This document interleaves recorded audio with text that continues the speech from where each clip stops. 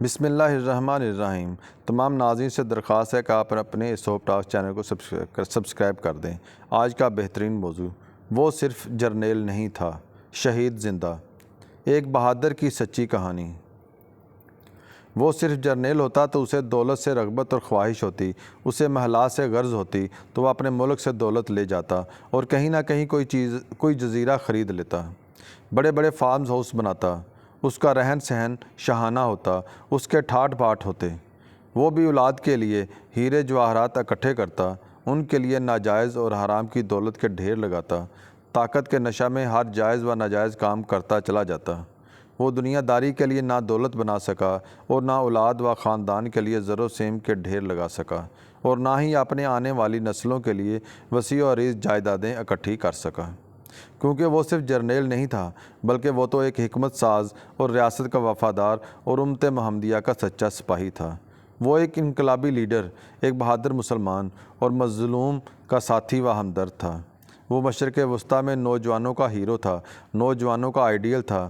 جو اس کے ہم عمر تھے اس پہ ناز کرتے تھے، جو بزرگ تھے وہ اسے دعائیں دیتے تھے۔ خطہ عرب کی عورتیں اسے اپنے لیے سایہ تصور کرتی تھیں۔ اس نے زندگی میں کبھی سمجھوتے نہیں کیے۔ وہ جب تک حکمت عملی ترتیب دیتا رہا، امریکی ہمیشہ پریشان رہے، اسرائیلی خوف زدہ رہے، کیونکہ اسرائیلی قدموں کے پھیلاؤ کو اس کی حکمت عملی نے روک رکھا تھا۔ اس نے آزادی پسند عرب نوجوانوں کی تنظیموں میں جان ڈال دی تھی۔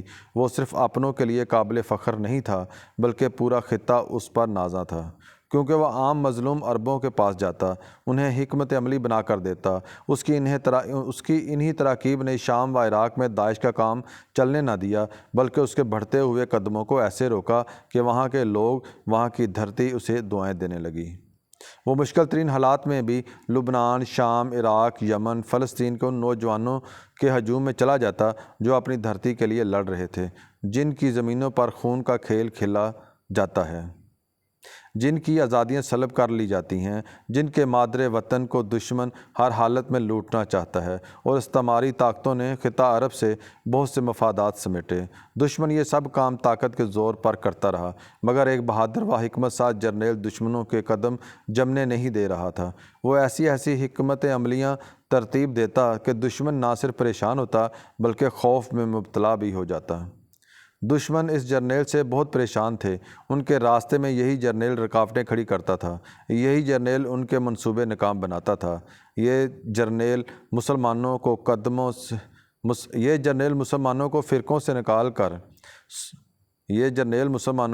فرقوں سے نکل کر سوچنے کی دعوت دیتا تھا، آپس کے اختلافات کو بھلا کر دشمن سے لڑنے کی حکمت سازی کرتا تھا۔ ایسا حکمت کار تھا کہ دشمن کے خوابوں کو چکنا چور کر دیتا تھا۔ پھر وہی ہوا جو مسلمانوں کے بہادر سپوتوں کے ساتھ ہوتا ہے۔ مسلمانوں کے بہادر ہمیشہ اپنے ہی کسی وطن میں شہید کر دیے جاتے ہیں، اگرچہ اس کی حکمت عملی 7 سمندر پار بھی کیوں نہ ترتیب پائی ہو۔ سازش کرنے والے میلوں دور ہوتے ہیں، مگر سازش کو عملی جامہ ہمیشہ اس مٹی پر پہنچایا گیا جو دھرتی مسلمانوں کی ہو۔ ایسا ہی اس کے ساتھ ہوا۔ اسے عراق میں ایئرپورٹ کے باہر موت کی وادی میں دھکیل دیا گیا۔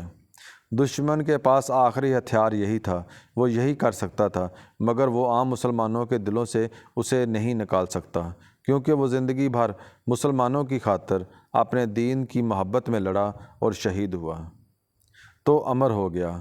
وہ آج بھی ایران سے یمن تک فارسی، عربی بولنے والوں کا ہیرو ہے۔ جو غلامی کی زنجیریں توڑنا چاہتے ہیں، وہ ایسے تمام انسانوں کا ہیرو ہے۔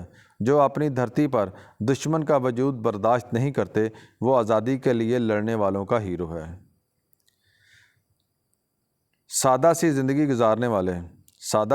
گزارنے والے اس ہیرو کا نام جنرل قاسم سلیمان ہے۔ ایرانی رہبر سید علی خامنائی نے اسے شہید زندہ کا خطاب دیا تھا۔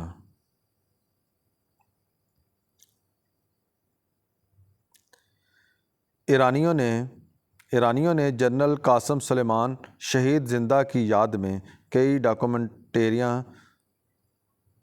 بنائیں۔ اردو اور انگریزی لکھنے والوں نے اس کی بہادری کے قصے لکھے۔ فارسی اور عربی بولنے والوں نے اس کی بہادری کی داستانوں پر شاعری کی، اسے خراج تحسین پیش کیا، مگر یہ سب بھولے مسلمان انصاف کی توقع اقوام متحدہ سے لگا بیٹھے۔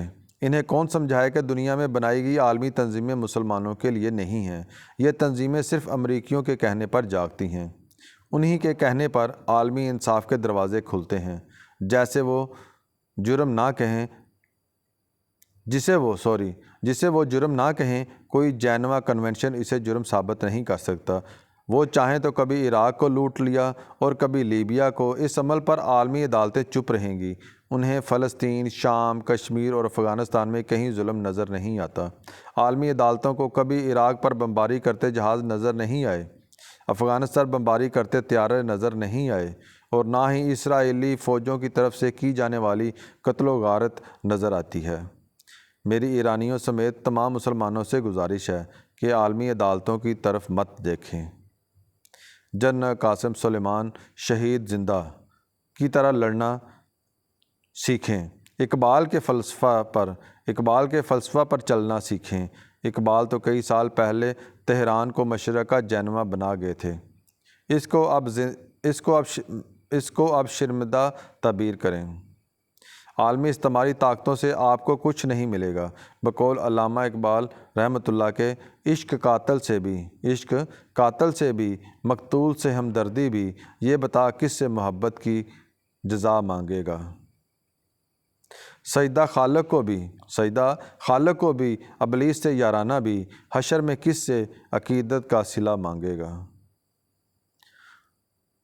جو چلنا عزائم جوان رکھنا، کہو گے جو حق تو دبا دے گی دنیا۔ جو شعلوں پہ چلنا تمہیں اگر نہیں آیا، سبھی تن بدن کو جلا دے گی دنیا۔